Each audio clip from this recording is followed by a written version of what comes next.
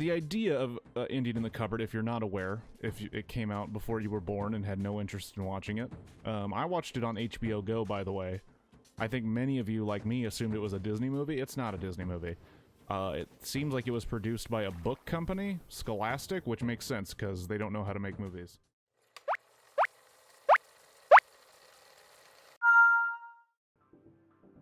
Hello everybody and welcome to another attempt at Blockbuster reviews where I play a single game of chill marathon on Tetris Effect and try to review a movie in the time it takes me to clear 150 lines or get a game over.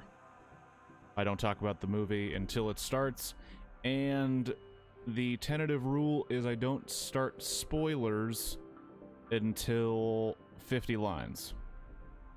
Now, the movie I'm going to do right now, I don't think it matters, in all honesty, but we're gonna give it a shot anyway.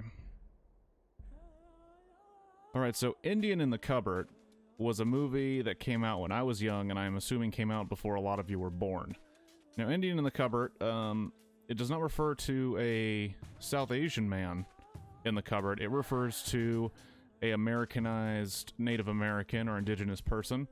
Because back in the 90s when this came out, it was still cool to call them Indians for some reason. I remembered really liking this movie when I was a kid, and I texted my brother today about it a little bit, and he remembers liking it too. And watching it, I don't know why. The movie is hot garbage. Even though there are some famous faces in it, Steve Coogan from Hamlet 2 and Tropic Thunder, and he's in a new movie coming out soon that I forgot the title of, but it's about partying. I wish I remember what it was called.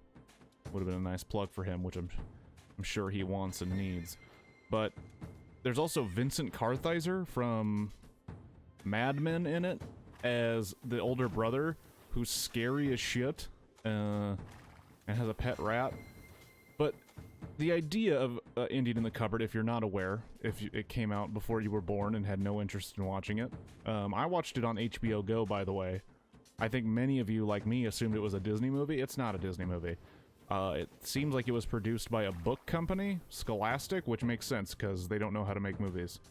It's about a child who, for his birthday, is gifted, as many children are, a piece of furniture. And his older brother gives it to him, and he's like, yeah, I found it.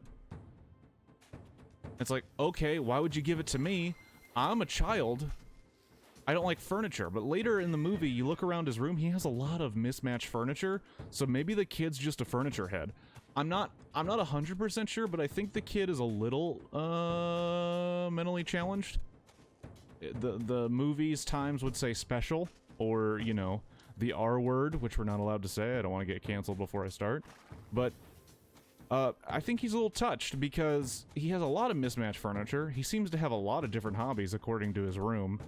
And he gets a mystical cupboard.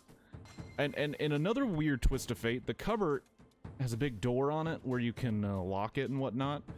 And there's no key because seemingly the brother found it in an alley and thought, oh, the perfect birthday gift. So we go to the mother, which the writing is terrible, by the way. I can't stress how bad the writing is because, like, when they started talking, it sounds like commercial writing if, like, they weren't trying to sell anything. Because we find out the cupboard doesn't have a key. So then the mom's like, I have keys. And then her friend's like, you have keys? I have keys. I collected them since I was a girl. Why? I think she has secrets. Oh dear, like it's really terrible. This is why I wanted to do this, because I want to talk about how bad this movie is. So, she gives her son all of her keys, which she has like 1,000 of these keys. They all conveniently look the same. And as he starts trying them, he finds one that works, and she goes, oh, that's my grandmother's key. She gave it to me the day she died, because it says I told her it was all I wanted in the world. And she didn't have anything. What a weird story to tell your child after his birthday. What a weird turn, like, what a weird set of circumstances. Hey, so you need a key? Okay, here's a bunch of keys. Oh, this key works. Oh yeah, you know your grandma? She died right before giving me that key because she had nothing and I wanted it. Great story, Mom. I'll send you the bill for my psychologist. What the fuck was that about? Anyway, he gets a key. I'm way past 50 lines. He gets a key. He also gets a random, they say Indian, Native American, indigenous people toy. Just a plastic, non-posable, really shitty toy. Like, not a toy that if you got in the 90s, you'd be like, wow, thanks. Thanks for the bookmark. Not the bookmark. Fuck, I fucked up the joke. Thanks for the paperweight. God damn it. I'm losing. I don't have enough time to talk about this movie. I'm burning through this stage. I don't know how I did this well while talking that much about this movie. But the point is, he's given this small Native American toy, and he's like, oh, I'm going to put it in my cupboard. And then the fucking indigenous person comes alive in his cupboard. And there's a little bit of, there's like a small question of the magic, but not enough, because they just start getting into shenanigans. Like, I would start asking questions like, hey, what? Like, eventually we find out, oh, he was a person that had like a life and memories. And he was hanging out with his nephew when he suddenly disappeared into this world he doesn't know anything about. But like, I'd have a ton more questions. I would be doing nothing but asking questions, but all this kid seems to do is stare with his messed up teeth not into camera, just off camera, going, when it's like, ask the fucking thing some questions. It just appeared into your world. Hey, like, instead what he does is he's like, huh, what are we gonna do? I guess we have to build you a house. No, you don't. You found out pretty quickly. You just put him back in the thing, he becomes a regular human. And I think the reason I liked this movie, if I were to guess, the reason I liked it is because there's one scene where he just puts like a random collection of toys in the thing to see if it would work on all of them.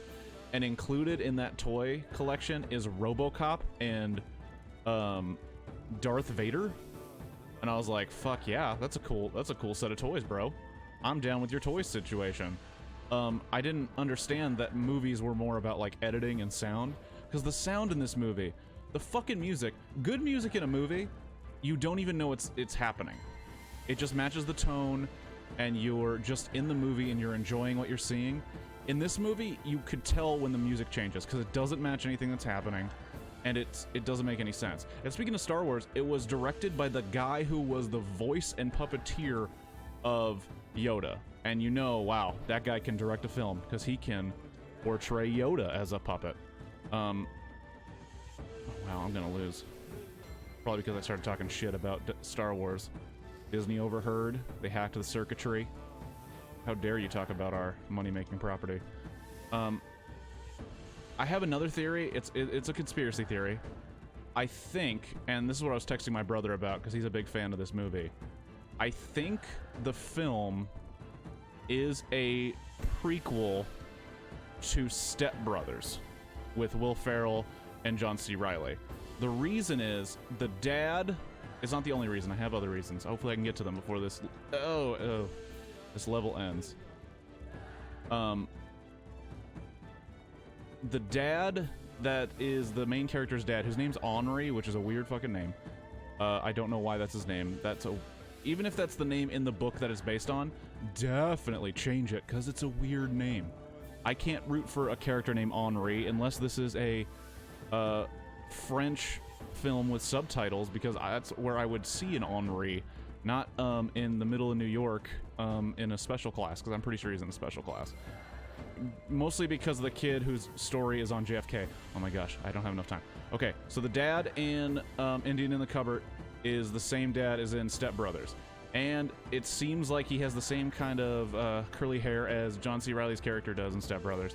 Also, the mom's also a little touched, I think. So, I think they talked about in Step Brothers her dying, which is why she's not there anymore, which is what makes me think, oh, maybe this is his first wife, and he has a whole another family before then. The only thing I don't think matches up is, I don't know if John C. Reilly in Step Brothers talked about having children. Oh, not children, sorry. I'm done. You're never going to get the end of that thought. I don't rate the movie an A, though. I got an A in this. I don't rate the movie an A. I would rate it a D. C-. I didn't even talk about the crazy shit that happens with the Native American, and the cowboy. They reanimate a cowboy and his best friend, who's a complete ass.